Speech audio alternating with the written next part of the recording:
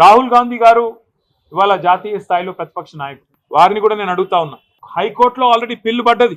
ఒక ఎన్జిఓ వాళ్ళు వేసినారు, ఇది పర్యావరణ సమతుల్యత దెబ్బతీస్తుంది అని.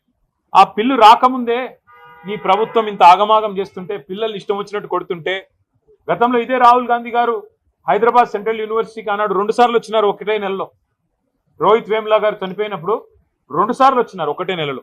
కానీ ఇటువైపు ఇప్పుడు కనీసం తిరిగి కూడా చూడట్లేదు. కనీసం ఒక మాట కూడా ముఖ్యమంత్రి గారికి చెప్పాలన్న ఆలోచన కూడా రాహుల్ గాంధీ గారికి వస్తలేదు. ఇదే రాహుల్ గాంధీ గారు బొంబాయి మహానగరంలో ఆర్ఏ ఫారెస్ట్ లో 800 ఎకరాల్లో 2500 చెట్లు కొట్టేస్తారంట. అంటే అక్కడ మెట్రో నిర్మాణం కోసం అక్కడ ఒకటి షెడ్ కడతారంట. అంటే ఇదే రాహుల్ గాంధీ గారు హడావుడి చేసినారు. అయ్యో ముంబైలో లంగ్ స్పేస్ లేకుండా పోతుంది, ముంబైలో పర్యావరణ సమతుల్యత దెబ్బతింటుంది, ఇన్ని 100 ఎకరాలు పోతే ఎట్లా కాంక్రీట్ జంగల్ గా ముంబై మారిపోయింది అన్నారు.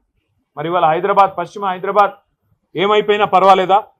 కేవలం మీ కాంగ్రెస్ ప్రభుత్వానికి డబ్బులు రావడానికి, వేల కోట్ల రూపాయలు సంపాదించుకోవడానికి, పిల్లల భవిష్యత్తు, హైదరాబాద్ భవిష్యత్తు నాశనమైనా పర్వాలేదా? ఉన్న కొద్ది లంగ్ స్పేసెస్ ని ఇష్టం వచ్చినట్టు అమ్ముతారా?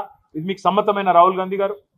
ఒక ఆర్ఏ ఫారెస్టే కాదు, ఇదే రాహుల్ గాంధీ గారు ఛత్తీస్గఢ్ లో హస్దియో అనే ఫారెస్ట్ ఉంది, HASDEO.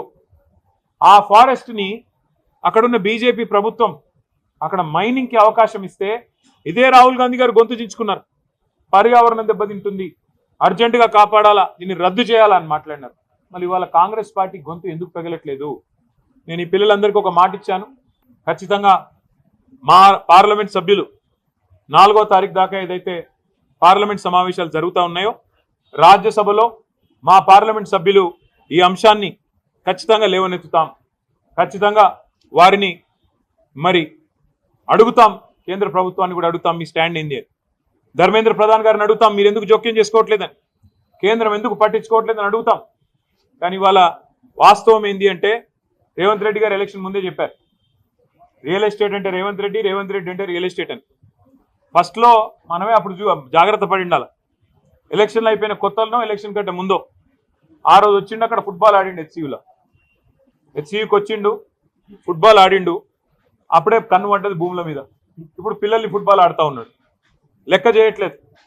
నా డబ్బుల కోసం, మా కమిషన్ల కోసం ఏదైనా సరే, పిల్లలు చచ్చినా సరే, ఏదేమైనా సరే, కానీ నేను వదిలిపెట్టను అన్నట్టుగా రేవంత్ రెడ్డి వ్యవహారం ఉన్నది.